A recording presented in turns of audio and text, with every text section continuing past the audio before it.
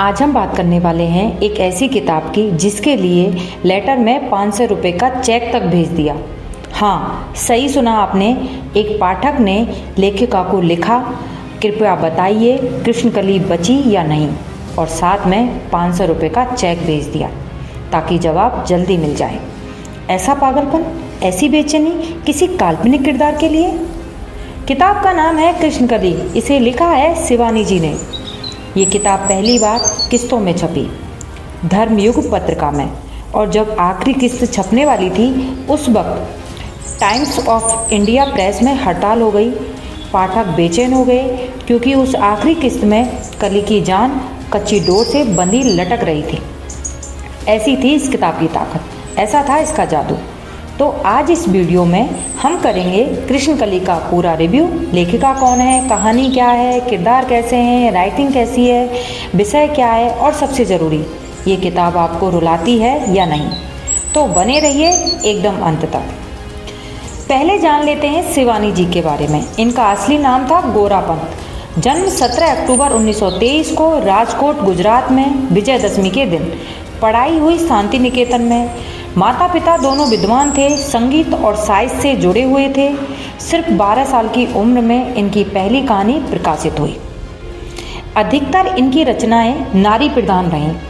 उनकी फेमस किताब है 14 फेरे, कृष्णकली, कालिंदी, बैरभी, शमशान चंपा, विषकन्या।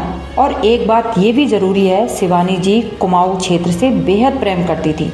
उनकी कहानी में कुमाऊं की पहाड़ियाँ, वहाँ की मिट्टी की खुशबू बार बार आती है। 21 मार्च 2023 को उनका निधन हुआ, लेकिन उनकी किताबें आज भी पढ़ी जाती हैं। उनको पढ़कर आज भी रोया जाता है। किताब की बेसिक जानकारी। कृष्णकली पहली बार धर्मयुग पत्रिका में धारावाहिक रूप में प्रकाशित हुई, बहुत पॉपुलैरिटी के साथ। बाद में राजकृष्ण प्रकाशन ने उसे उपन्यास के रूप में छापा। इस उपन्यास के 7 संस्करण आ गए, जो उस जमाने में बहुत बड़ी बात थी। अब आते हैं कहानी पर, और ये कहानी पहले ही पेज से लड़ाई की कहानी है। एक ऐसी लड़ाई जो कली ने अपने जन्म से ही शुरू कर दी थी। कली के माँ बाप दोनों कुष्ठ रोग से पीड़ित थे, गरीब, बीमार, समाज से फेंके हुए।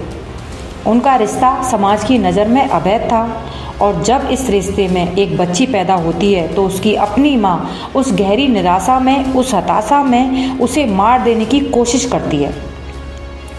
ये कली की ज़िंदगी की पहली लड़ाई थी, और वो जीती। एक नवजात बच्ची जिसे ज़िंदगी ने पहले ही दिन मारने के लिए छोड़ दिया था, वो बच गई। आश्रम की एक डॉक्टर उसे उठाती है और एक मुश्किल फैसला लेती है। वो उस नन्ही सी कली को सौंप देती है पन्ना के हाथों। पन्ना एक वेश्या।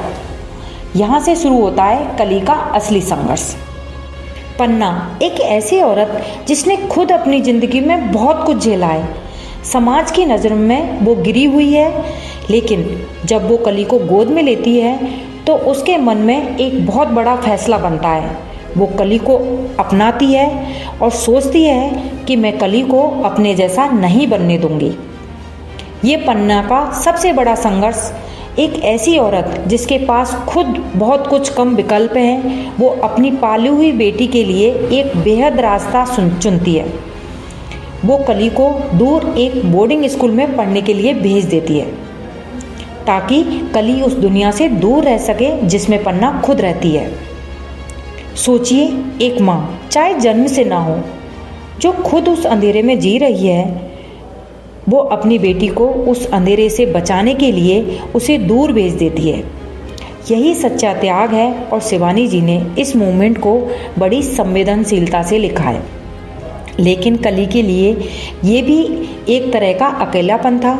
एक ऐसी बच्ची जो जन्म से ही बेघर थी, अब बोर्डिंग स्कूल में भी अकेली थी। उसके आसपास के बच्चे जिनके माँ बाप सम्मानित घरों से थे, कली की कहानी जानते थे या जान जाते थे, और बचपन की वो चुभती निगाहें, वो ताने, कली ने सब झेला। लेकिन कली टूटी नहीं। यहीं से उसके अंदर वो आंधी जैसा स्वभाव बनना शुरू हुआ, जो उसके बाद बेखौफ, बेपरवाह बना देता है। एक बच्ची जिसे दुनिया ने हमेशा कम समझा, वो ये साबित करना चाहती थी कि वो किसी से कम नहीं, और वो साबित करने का जो रास्ता चुनती है वो हमेशा सही नहीं था, लेकिन वो बहादुरी से करती है।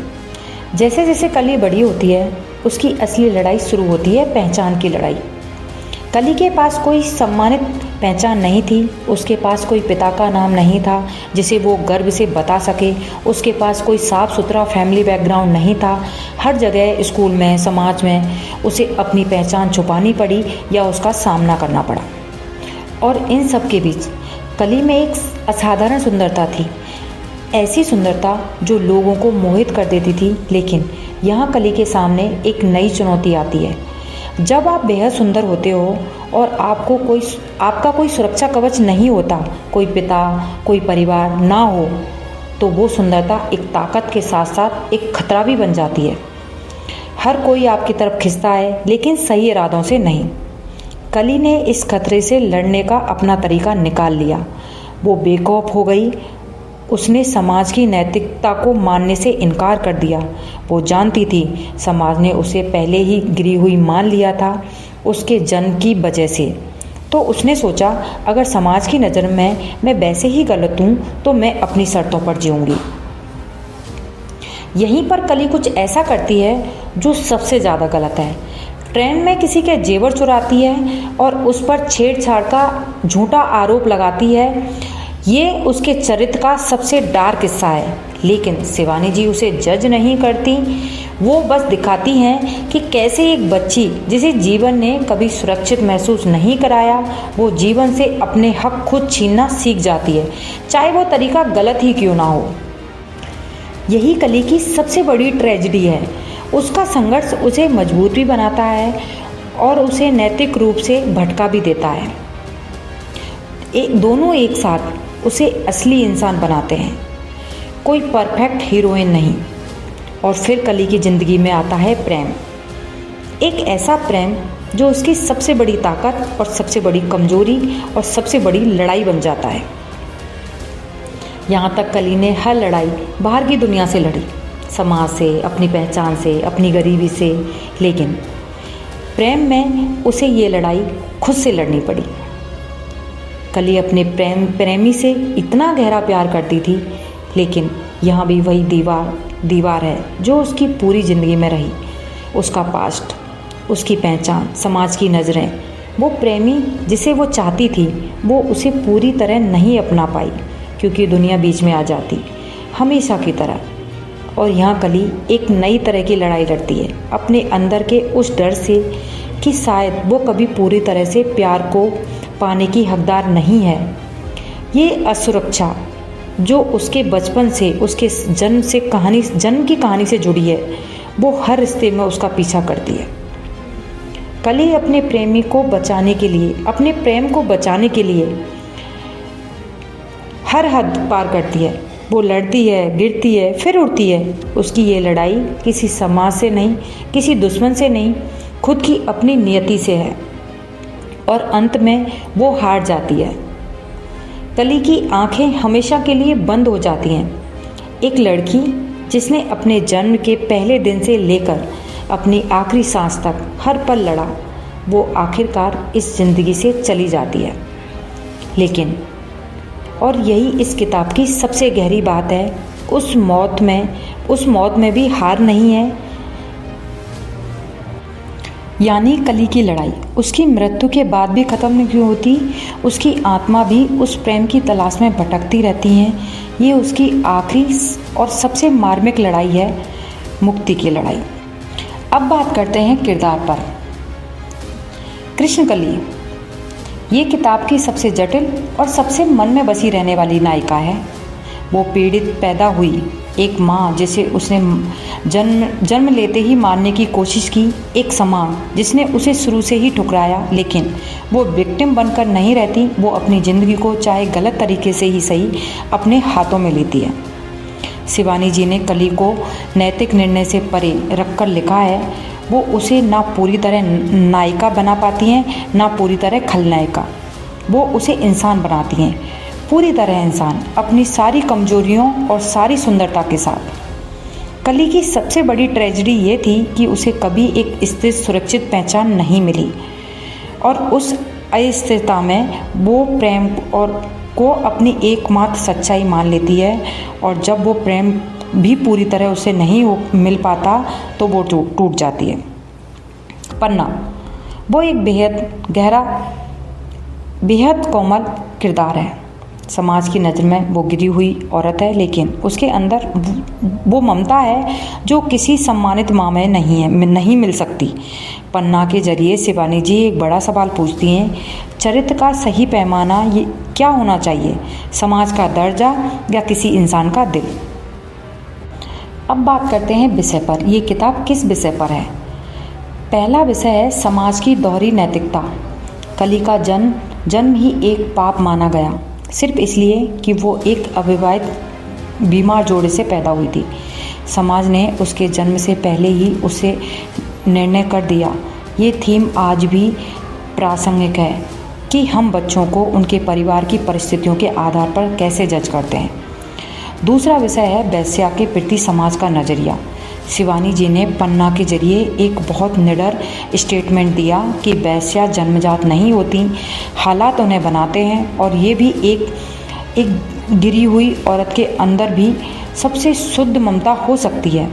ये 1960-70 के दशक में बहुत प्रगतिशील विचार था। तीसरी थीम ममता और अपराध बोध। कली की माँ ये किरदार दिखाता है कि एक माँ कितनी भी गलत क्यों ना हो, गिल्ट उसे भी होता है। चौथी थीम प्रेम की मुक्ति। कली का प्रेम वो इतना गहरा है कि मृत्यु के बाद भी वो उसे मुक्त नहीं हो पाती।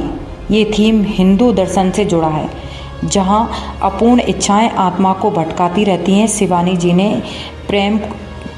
जी ने प्रेम को इतना शक्तिशाली दिखाया है कि वो जीवन और मृत्यु की सीमा को भी पार कर जाता है। और पांचवी थीम एक इंसान की सुंदरता और उसके चरित्र के बीच का फ़र्क। कली सुंदर है लेकिन परफेक्ट नहीं है, उसने गलतियां की हैं और किताब ये सवाल उठाती है, क्या एक सुंदर इंसान की गलतियां माफ़ की जा सकती हैं या हमें हर इंसान को उसके कर्मों से जज करना चाहिए, चाहे वो कितना भी सुंदर क्यों ना हो।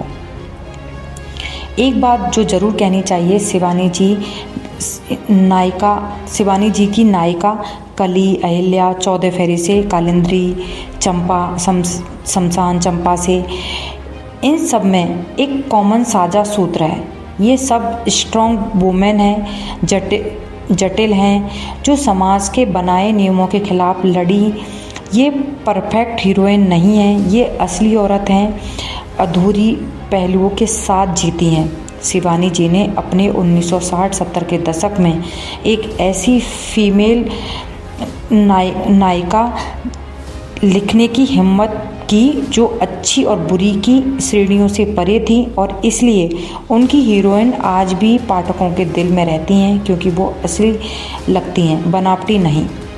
और अंत में कृष्णकली एक ऐसी किताब है जो आपको शुरुआत से अंत तक अपनी पकड़ में रखती है। ये एक ट्रेजिडिक लव स्टोरी नहीं है, लेकिन सिर्फ प्रेम कहानी नहीं है, समाज की क्रूरता, ममता और एक इंसान की बेखौफ ज़िंदगी जीने की चाहत, इन सब की कहानी है। अगर आप एक ऐसी किताब पढ़ना चाहते हैं जो परफेक्ट नहीं है लेकिन इतनी रियल है कि आप उससे प्यार करने लगते हैं, उससे नाराज़ होते हैं और आखिर में उसके लिए रोते हैं, तो कृष्णकली आपके लिए है। शिवानी जी ने कहा, जब पाठक किसी बात से एकत्व स्थापित कर लेता है, जब उसका दुख, उसका अपना अपमान उसकी वेदना बन जाती है, तब ही लेखिका की सार्थकता को हम मान्यता दे पाते हैं। और कृष्णकली के साथ ये सार्थकता पूरी तरह साबित होती है। उस पाठक का चेक, जो 500 रुपये का चेक जो उन्होंने भेजा, वो इसका सबसे बड़ा सबूत है। मेरी रेटिंग 5 में से 4.5, आधा स्टार इसलिए कम कि कुछ कार्य जैसे चोरी और धमकी देना, उन्हें थोड़ा और विस्तार से लिखना था, लेकिन ओवरऑल ये अविस्मरणीय किताब है। नीचे कमेंट में ज़रूर बताइए, क्या आपको लगता है सुंदरता किसी इंसान के बुरे कर्मों को माफ़ करने का कारण बन सकती है? और क्या आपने कृष्णकली पढ़ी और रोए हैं? वीडियो अच्छी लगे तो लाइक करिए, चैनल सब्सक्राइब करिए। हम मिलेंगे अगली किताब के साथ। तब तक पढ़ते रहिए, महसूस करते रहिए।